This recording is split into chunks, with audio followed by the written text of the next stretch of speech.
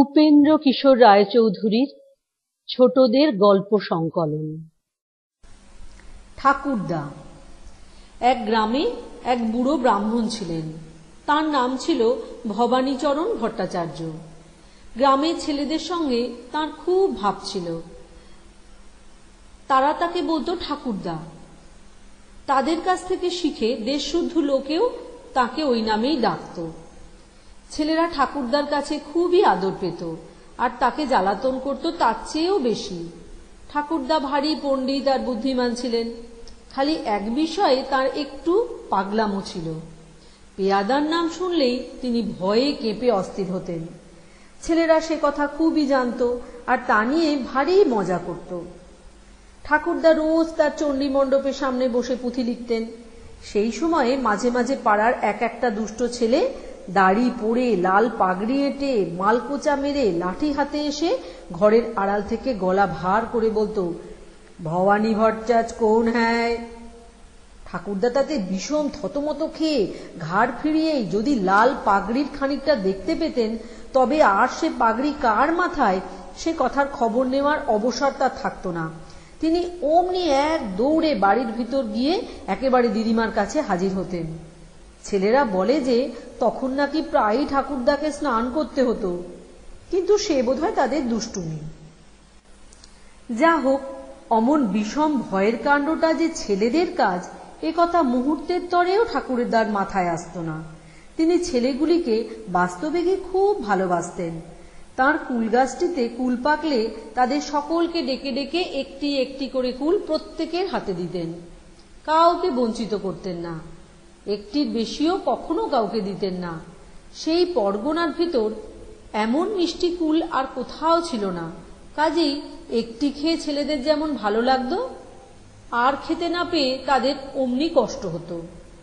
তবুও এমন কথা শোনা যায়নি যে ঠাকুরদার দেওয়া ছাড়া আর একটি কুল কেউ কখনো তাঁর গাছ থেকে খেতে পেরেছে। তার চণ্ডীমণ্ডপ থেকে সেই কুল গাছটি পরিষ্কার দেখা যেত। সেদিকে কাউকে যেতে দেখলেই তিনি কেড়ে বলে এমন বিষম হাঁক দিতেন যে কি বলবো। তখন আর হাত পা সামলে ছুট দেবার উপায় থাকতো না। 2 মাইল দূর থেকে লোকে বলতো, ওই রে ঠাকুরদা তাঁর কুল আগলাচ্ছে। খালি একবার ছেলেরা ঠাকুরদার কাছ থেকে 1 পোয়া সন্দেশ আদায় করেছিল। ঠাকুরদা চণ্ডী মণ্ডপের সামনে বসে এক মনে পুঁথি লিখছিলেন। তিনি দেখতে পাননি যে এর মধ্যে ওপাড়ার বসেদের বানরটা কেমন করে ছুটে এসে সেখানে উপস্থিত হয়েছে, আর তার 35 বছরের পুরানো বাঁধানো হুকোটি নিয়ে গাছে উঠেছে। তারপর তামাক খেতে গিয়ে দেখেন কি সর্বনাশ, বানরটাকে তিনি কত ঢিল ছুঁড়ে মারলেন, কত লম্বা লম্বা সংস্কৃত বকুনি বকলেন, কিছুতেই তার কাছ থেকে হুকোটি আদায় করতে পারলেন না। লাভের মধ্যে সেবাটা তাকে গোটা 10 ভেঙচি মেরে হুঁকো শুদ্ধ পাশের বাড়ির আমবাগানে চলে গেল। সেদিন ছেলেরা না থাকলে ঠাকুরদার আবার তাঁর হুঁকোর মুখ দেখবার কোনো আশা ছিল না। তিনি তাদের সন্দেশ কবুল করে অনেক কষ্টে তাদের দিয়ে বানরের হাত থেকে হুঁকোটি আদায় করালেন। তার পরদিনই নিজে গিয়ে বেচু ময়দার দোকান থেকে তাদের জন্য 1 পোয়া সন্দেশ কিনে আনলেন। সে সন্দেশ খেয়ে নাকি তারা মুখ সিটকিয়েছিল। ঠাকুরদা তার কারণ জিজ্ঞাসা করাতে তারা বলল, সন্দেশটা বড় মিষ্টি। ঠাকুরদার তখন খুব গম্ভীরভাবে মাথা নেড়ে বললেন, তাই তো আমি জানতুম না তোমরা তেতো সন্দেশ খাও। আমি মিষ্টি সন্দেশই কিনে এনেছি। পয়সা খরচা নিয়ে ঠাকুরদার একটু বদনাম ছিল। ওই যে হুঁকোর খাতিরে ছেলেদের 1 পোয়া সন্দেশ কিনে খাইয়েছিলেন, তাছাড়া আর তাঁর জীবনে তিনি কখনো কাউকে কিছু কিনে খাওয়াননি। লোকে বলতো তাঁর ঘরের ভেতরে 3 জালা টাকা পোতা আছে, কিন্তু নিজে তিনি এমনভাবে চলতেন যেন অনেক কষ্টে তার 2টি খাবার জোটে, সেও বুঝিবা 1 বেলা বই 2 বেলা নয়। একদিন দিদিমা ডাল রাঁধতে গিয়ে তাতে একটু বেশি ঘি দিয়ে ফেলেছিলেন। সেই অপরাধে নাকি ঠাকুরদা 2 মাস তার সঙ্গে কথা কননি। ছেলেরা তাঁর সেই সন্দেশ খেয়ে অবধি তাঁর উপর একটু চটেছিল। না চটবেই বা কেন? সেই হতভাগা বানরটার কাছ থেকে হুঁকো আদায় করতে গিয়ে কি তারা কম নাকাল হয়েছিল? 20 জন মিলে 3 ঘন্টা ধরে তারা সেদিন কত গাছই বেয়েছে, কত ছুটোছুটি করেছে, কত কাদাই লাগিয়েছে, কত বিচুটির ছেঁকাই খেয়েছে। তার পুরস্কার হলো কিনা অমনিতর 1 পোয়া সন্দেশ। তখন ছিল পুজোর সময়। কুমোরদের বাড়িতে অনেক ঠাকুর গড়া হচ্ছিল। তার তামাশা দেখবার জন্যে সকালে বিকেলে ছেলেদের প্রায় সকলেই সেখানে যেত। সেইখানে তাদের একটা মস্ত মিটিং হলো। ঠাকুরদাকে জব্দ করতে হবে। তিনি যেমন সন্দেশ খাইয়েছেন, তাকে দিয়ে কিছু বেশি হাতে টাকা খরচ করাতে পারলে তবে তার দুঃখটা মেটে। কিন্তু এমন লোকের পয়সা তো সহজে খরচ করানো যেতে পারে না। তার কি উপায় হতে পারে? কতজনে কত কথা বলতে লাগলো। কেউ বলল, চলো ঠাকুরদার কুল গাছ কেটে ফেলি। কেউ বলল, তার হুঁকো লুকিয়ে রাখি। কিন্তু এসব কথা কারুর পছন্দ হলো না। এমন কুল গাছটি কাটলে ভারী অন্যায় হবে। হুঁকো লুকিয়ে রাখলেও তো শেষটা তাকে ফিরিয়ে না দিলে চলবে না। তাছাড়া এসব করলে তাকে আর টাকা খরচ করানো হলো কই? ঠাকুরদাকে ছেলেরা আসলে ভালোবাসত, না হোক তার লোকসান করাতে কারো ইচ্ছা ছিল না। কাজেই এসব কথায় সকলের অমত হলো। এমন ভাবে তাকে দিয়ে টাকা খরচ করাতে হবে যে সেটা তার ক্ষতির মধ্যে ধরা না যেতে পারে। ছেলেরা দেখল কাজটি তেমন সোজা নয়। বুড়ো কুমোর এর মধ্যে এসে বুদ্ধি জুগিয়ে না দিলে তাদের পক্ষে এর একটা মতলব ঠিক করাই ভার হতো। বুড়োটা যে যুক্তি বলল সেটা ভারী চমৎকার। ছেলেরা তার কথায় যার পর নাই খুশি হয়ে ঘরে চলে গেল। ঠিক হলো পরদিনই সেই কাজটি করতে হবে। রাত থাকতেই ঠাকুরদার ঘুম ভাঙে। তখন তিনি শুয়ে শুয়ে সুর ধরে শ্লোক আওড়ান। তারপর ভোর হওয়ার একটু আগে উঠে স্নান তর্পণ সেরে শেষে গিয়ে চণ্ডী মণ্ডপের সামনে বসেন। সেদিনও দোয়েল ডাকবার আগেই তিনি জেগে সবে মন্ত্র বলেছেন। অমনি বাইরে কে যেন ডাকলো, ভবানী ভট্টাচ ঘর মে হ্যায়। আর ঠাকুরদা শ্লোক আওড়ানো হলো না। স্নান আহ্নিক আজ তিনি খিড়কির পুকুরেই সারলেন। চণ্ডী মণ্ডপের সামনে বসে পুঁথি লেখার কাজটিও আজ বন্ধ রইল। তার চেয়ে দিদিমা রান্না বান্নার খবর নেওয়াই বেশি দরকার মনে হয়েছে। এমনি ভাবে দুপুর অবধি কেটে গেল। এরপর যখন আর কেউ ভবানী ভট্টাচ বলে ডাকলো না, তখন ঠাকুরদা সাহস পেয়ে ভাবলেন, একটু বাইরে গিয়ে দেখে আসি না কেন। এই বলে আস্তে আস্তে বাইরে এসে ঠাকুরদা দেখলেন, কি সর্বনাশ, কি চমৎকার! তার মণ্ডপের মাঝখানে দুর্গা প্রতিমা ঘর আলো করে বসে আছেন। ঠাকুরদার আর পা সরল না। তিনি সেইখানেই মাথায় হাত দিয়ে বসে ভাবলেন, হায় হায়, কোন শয়তান এমন কাজ করলো? এই প্রতিমা আমার ঘরে রেখে গেছে, এখন একে পুজো না করলে মহা পাপ হবে। আর পুজো করতে গেলেও যে 300 টাকা কম লাগবে না। বাবা গো, আমি কোথায় যাব? যা হোক, ঠাকুরদা কৃপণ হলেও অতি ধার্মিক আর পণ্ডিত লোক ছিলেন। তিনি তখনই ভাবলেন, আর দুঃখ করে কি হবে? ঘরে টাকা রেখেও আমি দেবসেবায় হেলা করেছিলাম, তাই দেবতা আমাকে শিক্ষা দিয়েছেন। ভালোই হলো, এখন থেকে আমি ফি বছর দুর্গোৎসব করব। ততক্ষণে ছেলেরা দুটি একটি করে প্রাণপণে হাসি চাপতে চাপতে এসে উপস্থিত হয়েছে। কাজটি তো তাদেরই।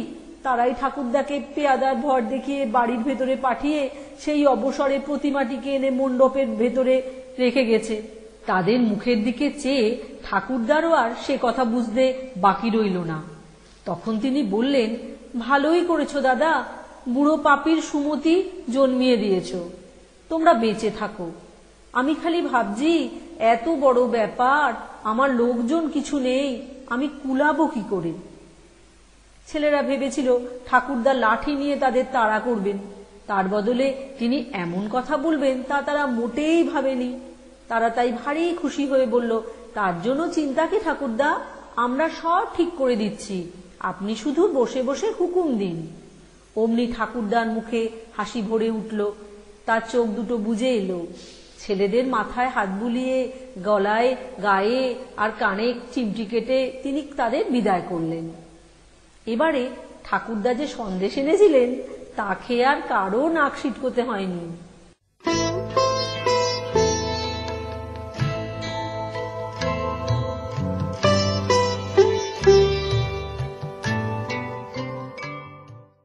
ভীতু কামা। এক যে ছিল ছোট ছেলে, তার নাম ছিল কামা। সে এতটুকু মানুষ ছিল, তার পেটটি ছিল বড়, হাত পা ছিল কাঠি কাঠি।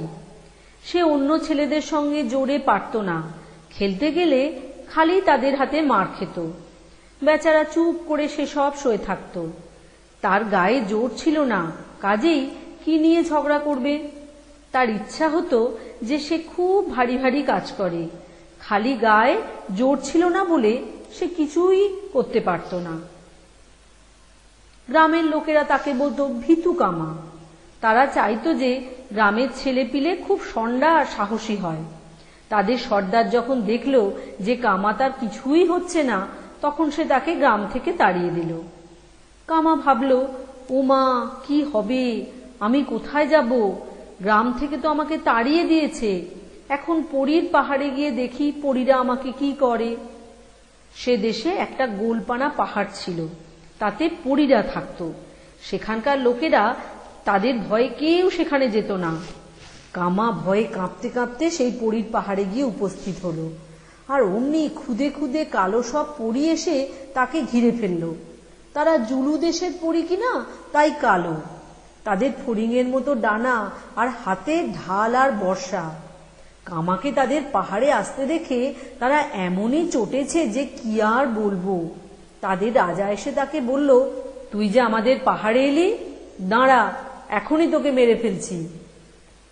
কামা কাঁপতে কাঁপতে হাত জোড়ো করে বলল, দোহাই রাজা মশাই, আমাকে মারবেন না, আমি ভীতু কামা, আপনাদের কোনো ক্ষতি করব এমন ক্ষমতা আমার নাই, আমাকে মেরে কি হবে? পরী রাজা বলল, বটে তুই ভীতু কামা? হ্যাঁ হ্যাঁ, তোর কথা শুনেছি বটে, তোর গায়ে জোর নাই, কিন্তু তোর মনটাতে সাহস আছে। আচ্ছা বাছা, তোর আর অমন করে ভয়ে কাঁপতে হবে না, আমি তোকে পালোয়ান করে দিচ্ছি। বলে পরীর রাজা মাটিতে একটা সিংহের চামড়া বিছিয়ে কামাকে বলল, এর ওপর শুয়ে একটু ঘুমো দেখি। কামা সেই সিংহের চামড়ার ওপরে ঘুমিয়ে পড়ল।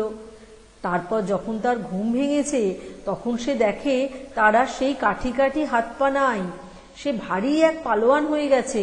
আর তার মনে হচ্ছে যেন এক থাপ্পড়ে হাতি মেরে ফেলতে পারে।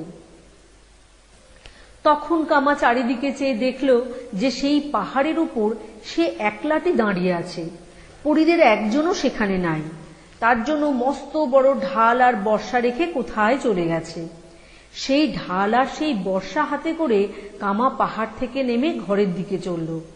খানিক দূর এসে সে দেখল যে ভয়ঙ্কর একটা সিংহ হাঁ করে তাকে খেতে এসেছে।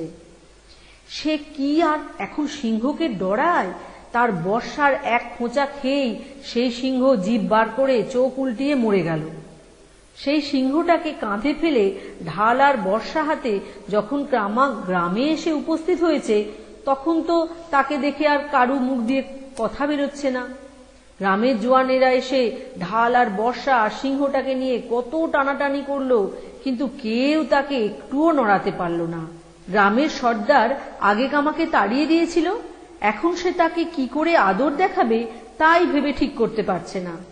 তখনই সে তাকে একখানি ঘর আর অনেকগুলো ষাঁড় দিয়ে দিল।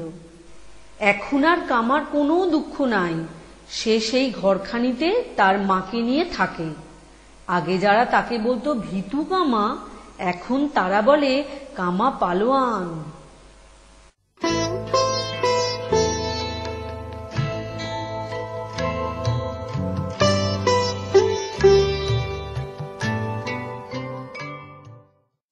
ছোট ভাই। 7টি ভাই ছিল, তাহাদের সকলে ছোটটির নাম ছিল রুরু। দেশের মধ্যে তারা 7টি ভাই দেখতে আর সকলের ছেলের চেয়ে সুন্দর ছিল। তাদের মধ্যে আবার রুরু ছিল সকলের চেয়ে সুন্দর। রুরুকে সকলেই কেন এত সুন্দর বলে আর তাদের বলে না, এই জন্য রুরুর বড় ভাইরা তাকে বড় হিংসে করত। ভালো ভালো কাপড়গুলো সব তারা 6 জনায় পরে বেড়াতো। রুরুকে পড়তে দিত শুধু ছেঁড়া ন্যাকড়া। যত বিচ্ছিরি নোংরা কাজ সব তারা রুরুকে দিয়ে করাতো, আর নিজেরা বাবুগিরি করে বেড়াতো। তবু সকল লোকে রুরুকেই বেশি ভালোবাসত। বড় কটিকে কেউ দেখতে পারত না। তাতে তারা আরো চোটে রুরুকে যখন তখন ধরে ঠ্যাঙাতো। বেচারাকে এক দণ্ডও সুখে থাকতে দিত না। রুরুদের গ্রাম থেকে ঢের দূরে ররঙ্গা বলে একটি মেয়ে থাকত। এমন সুন্দর মেয়ে এই পৃথিবীতে আর কোথাও ছিল না। তার কথা শুনেই রুরুর দাদারা বলল, চলো আমরা সেই মেয়েকে দেখতে যাব। আমাদের মতো সুন্দর ছেলে আর কোথায় আছে? আমাদের দেখলে নিশ্চয়ই সে মেয়ে আমাদের একজনকে বিয়ে করে ফেলবে। তখন তো তাদের খুবই আনন্দ আর উৎসাহ হলো। 6 জনের প্রত্যেকে ভাবল, ররঙ্গা নিশ্চয়ই আমাকেই বিয়ে করবে। কত গহনা এনে যে তারা তাদের 6টি পুঁটলির ভিতর পুরল তার লেখাজোখা নেই। মস্ত বড় পানসি তাদের জন্য তয়ের হলো। 6 ভাই মিলে আজ কত রকম করেই পোশাক পরেছে আর চুল আঁচড়েছে। একটু পরে পানসিতে চড়ে বউ আনতে যাবে। তাদের মা জিজ্ঞাসা করলেন, হ্যাঁ রে, তোরা রুরুকে সঙ্গে নিবি না? অমনি তারা 6 জন একসঙ্গে বলল, নেব বই কি, নইলে আমাদের রান্না কে করবে? ররঙ্গাকে দেখতে যাওয়ার সময় আমরা তাকে আমাদের বাসায় রেখে যাব। ও যে ছেঁড়া কাপড় পরে, ও আমাদের ভাই, একথা জানলে লোকে কি বলবে? রুরু সবই শুনল, কিন্তু কিচ্ছু বলল না। সেও তার দাদাদের সঙ্গে সেই পানসি চড়ে ররঙ্গাদের দেশে গিয়ে উপস্থিত হলো। সেখানকার লোকেরা এর আগেই শুনতে পেয়েছিল যে কয়েকটি খুব সুন্দর ছেলে তাদের দেশে বউ খুঁজতে যাচ্ছে। তারা সেই পানসি পৌঁছাবা মাত্রই এসে রুরুর দাদাদের আদর করে তাদের গ্রামে নিয়ে গেল। সেখানে তারা বাড়িঘর সাজাতে মস্ত ভোজের আয়োজন আগেই করে রেখেছিল। 6 ভাই হাসতে হাসতে দুলতে দুলতে তাদের সঙ্গে চলে গেল। রুরুকে বলে গেল, আমাদের জন্য একটি বাসা ঠিক করে জিনিসপত্র সব তাতে নিয়ে রাখবি। তারপর তাদের খাওয়া দাওয়া আমোদ আহ্লাদ খুবই হলো। সেখানে অনেক মেয়ে ছিল, কিন্তু তাদের কোনটি যে ররঙ্গা ছোট ভাইয়ের কেউ তা বুঝতে পারল না। তাদের প্রত্যেকেই তার পাশের মেয়েটিকে চুপি চুপি জিজ্ঞাসা করল, কোনটি ররঙ্গা? সেই মেয়েদের প্রত্যেকেই বলল, আমিই ররঙ্গা, কাউকে বলো না। একথা শুনে তো আর ভাইদের আনন্দের সীমা রইল না। অত সহজে ররঙ্গাকে পেয়ে যাবে তা তারা মোটেই ভাবেনি। তারা তখনই সেই মেয়েগুলোর সঙ্গে বিয়ের কথা ঠিক করে ফেলল। তারপর কয়েকদিনের মধ্যেই তাদের বিয়ে হয়ে গেল। সকলেই ভাবল ররঙ্গাকে বিয়ে করেছে। ঠকেছে যে সে কথা কারুরই মনে হলো না। রুরু বেচারা এত কথার কিচ্ছু জানে না, আর তার জানবার দরকারই বা কি। প্রথম দিন বাসা ঠিকঠাক করে সে কলসি হাতে জল আনতে বেরিয়েছিল। জল কোথায় আছে তা তো সে আর জানে না। তাই সে একটি ছোট্ট মেয়েকে জিজ্ঞাসা করল, হ্যাঁ গা, কোথায় জল পাবো? মেয়েটি বলল, ওই যে ররঙ্গার বাড়ি, তারই পাশে ঝর্ণা আছে। রুরু সেই দিকে জল আনতে চলল। যেতে যেতে সে ভাবল, ররঙ্গা তো ভোজে গিয়েছে, এর মধ্যে আমি একটু উঁকি মেরে দেখে নিই না তার বাড়িটি কেমন। এই ভেবে সে আস্তে আস্তে সেই ঘরটির দরজার কাছে গিয়ে উঁকি মারল। উঁকি মেরে আর তার সামনে থেকে চলে আসবার কথা মনেই রইল না। সে দেখল ঘরের ভেতরে ররঙ্গা বসে আছে। নিশ্চয়ই সে ররঙ্গা, নইলে এত সুন্দর আর কে হবে? ররঙ্গা তাকে দেখেই ভারী খুশি হয়ে অমনি তাকে ডাকলো, এসো এসো, ঘরে এসো। রুরু জড়সড় হয়ে ঘরে গেল। তখন ররঙ্গা জিজ্ঞাসা করল, তুমি কে? রুরু বলল, সেই যে 6 জন লোক বউ খুঁজতে এসেছে, যাদের জন্য ভোজ হচ্ছে, আমি তাদের ছোট ভাই। ররঙ্গা বলল, তুমি কেন তবে ভোজে যাওনি? রুরু বলল, আমাকে তারা নিয়ে যায়নি, কাজ করবার জন্য বাসায় রেখে গেছে। আমার এর চেয়ে ভালো কাপড় নেই, এগুলো কাজ করতে করতে ময়লা হয়ে ছিঁড়ে গেছে।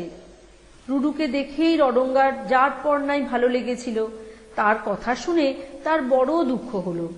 সে বুঝতে পারল যে রুরুর দাদারা বড় দুষ্টু, তাকে কষ্ট দেয়। তখন রুরুকে তার আরো ভালো লাগলো। 2 দিন পরে তাদের বিয়েও হয়ে গেল। তারপর দিন রুরুর দাদারা বউ নিয়ে ঘরে যাবে।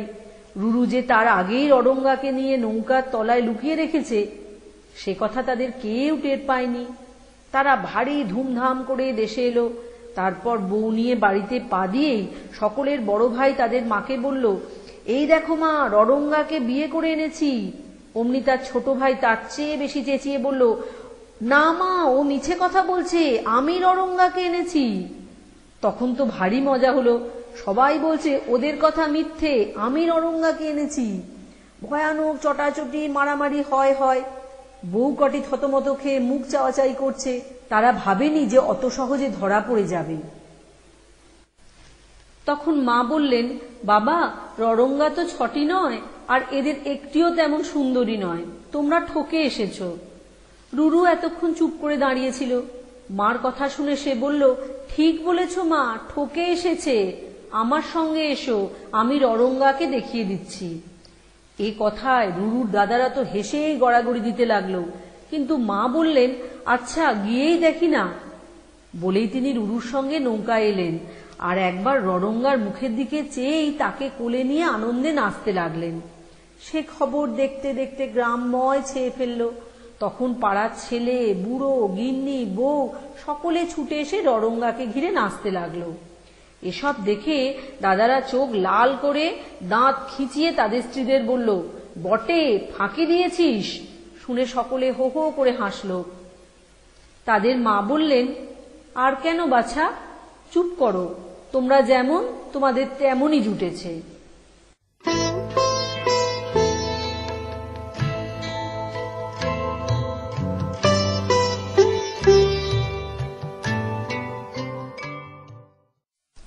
কাজীর বিচার।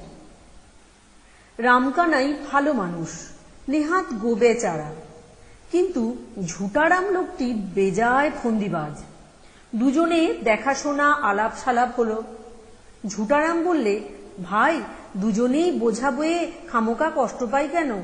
এই নাও, আমার পুটুলিটাও তোমায় দিই, এখন তুমি সব বয়ে নাও, ফিরবার সময় আমি বইব। রামকানাই ভালো মানুষের মতো দুজনের বোঝা ঘাড়ে বয়ে চলল। গ্রামের কাছে সে তাদের খুব খিদে পেয়েছে। রামকানাই বলল, এখন খাওয়া যাক, কি বলো? ঝুটারাম বলল, বেশ তো, এক কাজ করো, খাবারের হাঁড়ি দুটোই খুলে কাজ নেই, মিছামিছি দুটোই নষ্ট হবে কেন? এখন তোমারটা থেকে খাওয়া যাক, ফিরবার সময় আবার আমারটা খাওয়া যাবে। রামকানাই তাই করল। ঝুটারাম বলল, ভাই, তোমার বাড়ি কে কে আছে? রামকানাই তার বাবা, মা, ভাই, বোন, স্ত্রী, ছেলে পিলে সকলের কথা বলতে লাগলো। তার মেয়ে কত বড় হয়েছে, তার ছেলে কি করে, সব কথা বলল। রামকানাই যত কথা বলে, ঝুটারাম ততই আরো প্রশ্ন করে, আর গপা গপ ভাত মুখে দেয়। রামকানাই গল্পেই মত্ত। তার যখন হুঁশ হলো, ততক্ষণে খাবার প্রায় শেষ হয়ে এসেছে।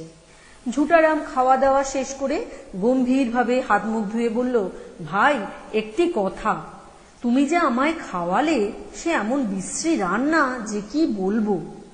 তুমি এমন খারাপ লোক তা আমি জানতাম না, নেহাত তুমি বন্ধু লোক, তোমায় আর কি বেশি বলবো, কিন্তু এরপর আর তোমার সঙ্গে আমার ভাব রাখা চলে না, আমি চললাম।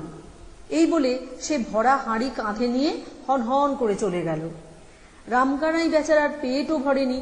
ঝুটারামের ভাত থেকে যে খাবার আশা ছিল তাও গেল।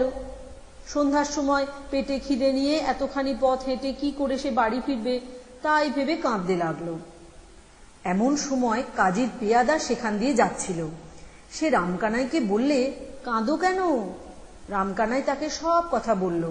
পেয়াদা বলল, এই কথা, চলো দেখি কাজী সাহেবের কাছে, তিনি এর বিচার করবেন। কাজীর কাছে হাজির হতেই হুজুর বললেন, কি চাও? রামকানাই তাকে সব শোনালো। কাজী শুনে বললেন, হা হা হা হা হা, হো হো হো হো, এমন মজা তো কখনো শুনিনি। আরে, তোকে দিয়ে জিনিস বইয়ে আবার তোরই ভাত খেয়ে গেল, তোর আক্কেল ছিল কোথায়? হা হা হা, বোলাও ঝুটারামকো। পেয়াদা ছুটল, লোক লস্কর সবাই ছুটল। 3 মিনিটের মধ্যে ঝুটারামের ঝুঁটি ধরে কাজীর সামনে দাঁড় করালো। কাজী বললেন, আরে দাঁড়াও দাঁড়াও, গাঁয়ের মোড়লকে ডাকো, শেঠজিকে ডাকো, কোটাল, বদ্যি, গুরুমশাই, ঢাক পিটিয়ে সবাইকে ডাকো, এমন মজার কথাটা সবাই এসে শুনে যাক। দেখতে দেখতে ঘর ভরিয়ে ভিড় জমিয়ে লোকের দল হাজির হলো। তখন কাজী বললেন, বাবা ঝুটারাম, এবার তুমি বলো দেখি, তোমাতে আর এতে কি হয়েছিল? ঝুটারাম ভয়ে কাঁপতে কাঁপতে বললে, দোহাই হুজুর, আমি কিছু জানি না। ওই হতভাগা আমায় ভুলিয়ে ভালিয়ে খানিকটা খাবার খাইয়েছিল, সেই থেকে আমার মাথা ঘুরছে আর কেমন করছে। এই কথা শুনে রেগে চিৎকার করে কাজী বললেন, পাজি, আমার মজার গল্পটা মাটি করলি, খাবার খেলি আর মাথা ঘুরলো, এ কি একটা কথা হলো? পেয়াদা, দেখো তোর কাছে কি আছে, সব কেড়ে রাখো। বেটার গল্পের মধ্যে যদি একটু রস থাকে ও সব ওই রামকানাইকে দিয়ে দে। ও যা বলেছে সত্যি হোক মিথ্যে হোক, তার মধ্যে মজা আছে। আরে হা হা হা হা হো হো হো হো।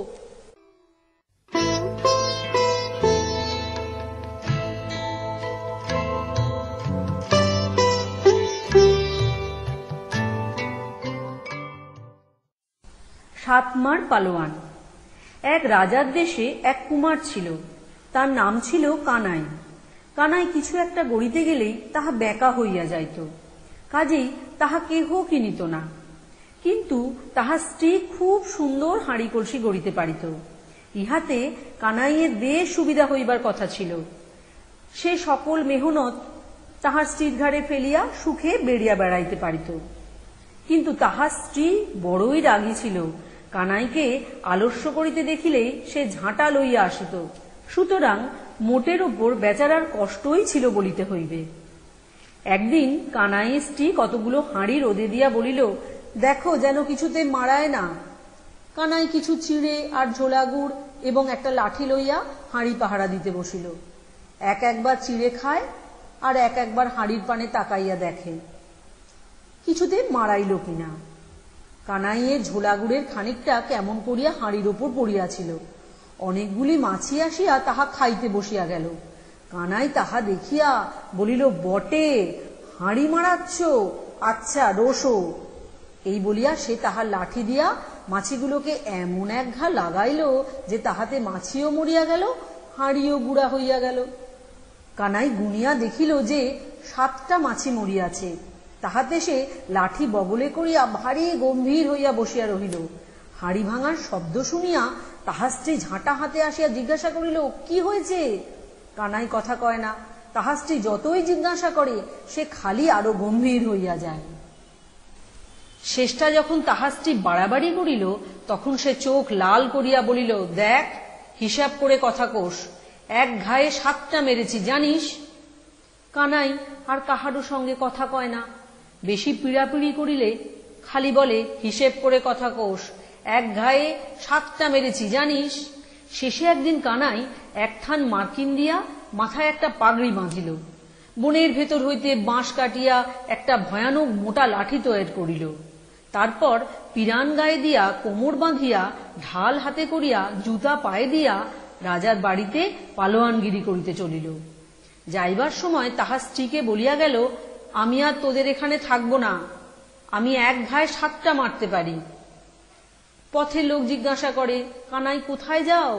কানাই সে কথায় কোনো উত্তর দেয় না। সে মনে করিয়াছে যে এখন হইতে আর কানাই বলিয়া ডাকিলে উত্তর দেবে না। সে এক ঘায়ে 7টা মারিয়া ফেলিয়াছে, এখন কি আর তাহাকে কানাই ডাকা সাজে?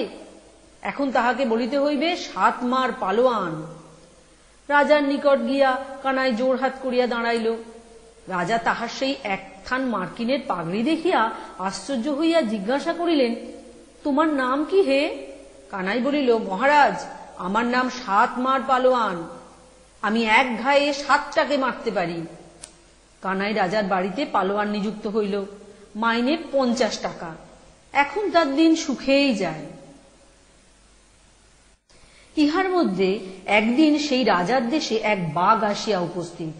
সে মানুষ মারিয়া গরু বাছুর খাইয়া দৌরাত্ম্য করিয়া দেশ ছাড়খাড় করিবার জোগাড় করিল। যত শিকারী তাহাকে মারিতে গেল সব কটাকে সে জলযোগ করিয়া ফেলিল। রাজা মহাশয় অবধি ব্যস্ত হইয়া উঠিলেন, বলিলেন, দেশ আর থাকে না। এমন সময় কোথাকার এক দুষ্ট লোক আসিয়া রাজার কানে কানে বলিল, মহারাজ, এত যে ভাবছেন, তবে 50 টাকা দিয়ে পালোয়ান রেখেছেন কি করতে? তাকে ডেকে কেন বাঘ মেরে দিতে হুকুম করুন না। রাজা বলিলেন, আরে তাই তো, ডাক পালোয়ানকে।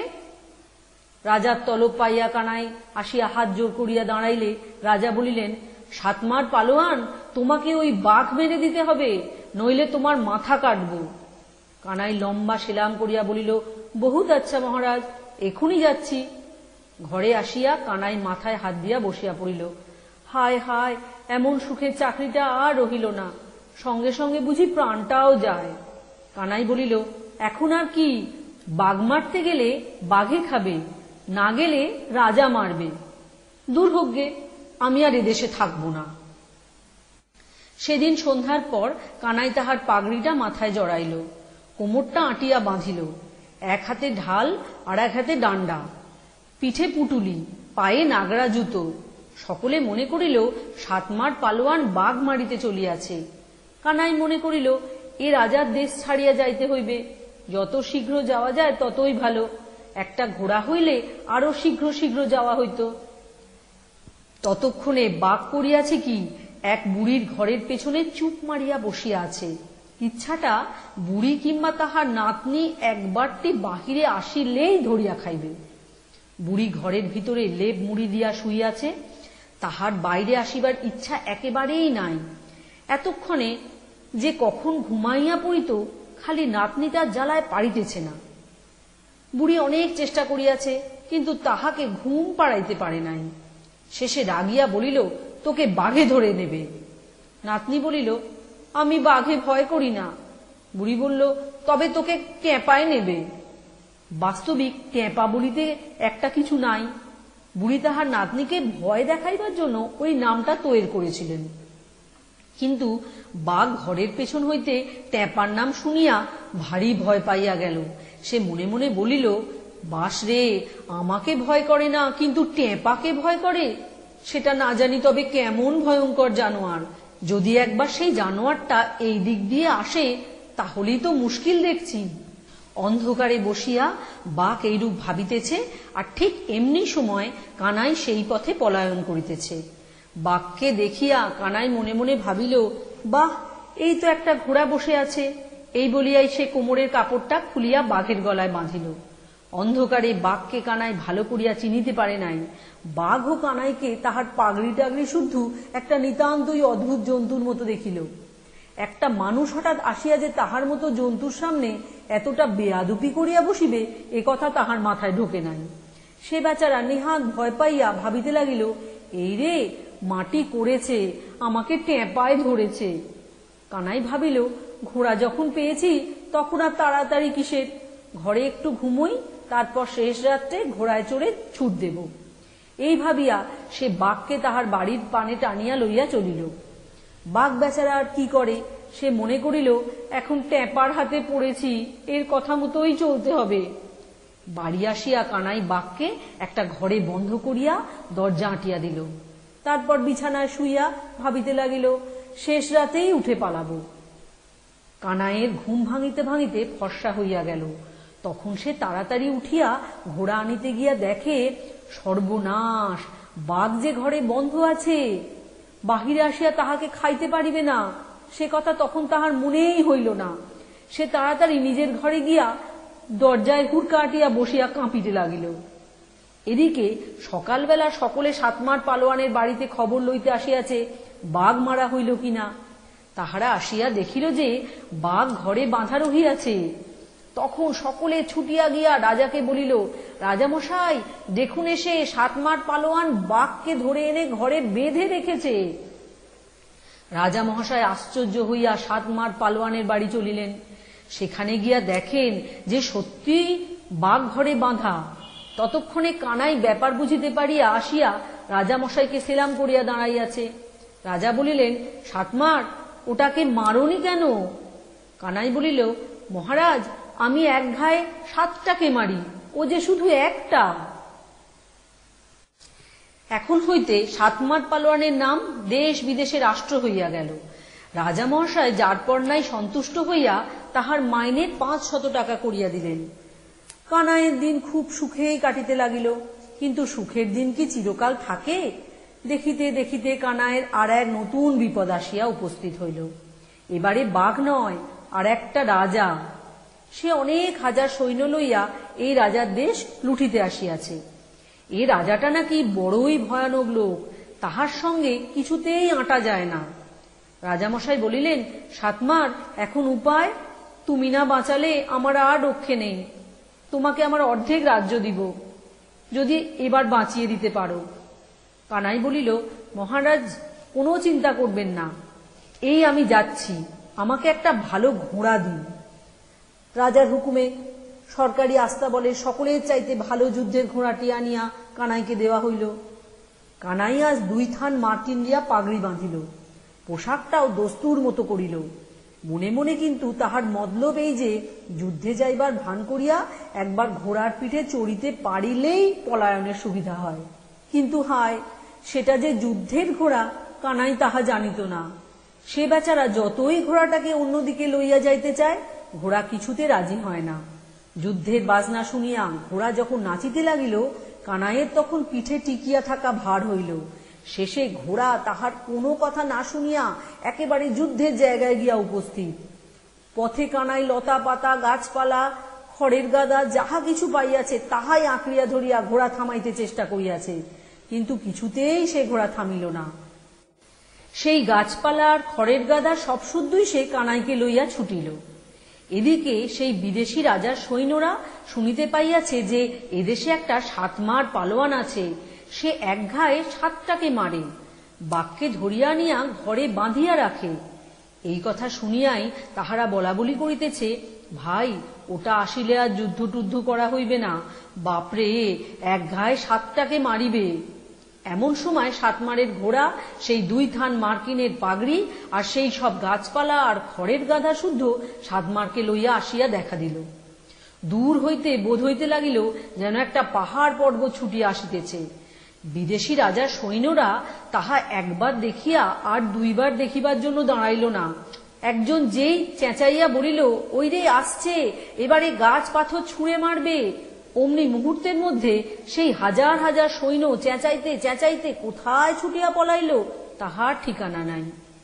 কানাই দেখিল যে বিদেশি সৈন্য সব পলাইয়াছে, খালি তাহাদের রাজাটা ছুটিতে পারে নাই বলিয়া ভেবাচাকা লাগাইয়া দাঁড়াইয়া আছে। কানাই মনে মনে ভাবিল, এ তো মন্দ নয়, পালাতে চেয়েছিলুম, মাঝখান থেকে কেমন করে যুদ্ধে জিতে গেলুম। এখন রাজাটাকে বেঁধে নিলেই হয়, আর কি। এখন তো 7 মার পালোয়ানের জয় জয়কার, অর্ধেক রাজ্য পাইয়া এখন সে পরম সুখে বাস করিতে লাগিল।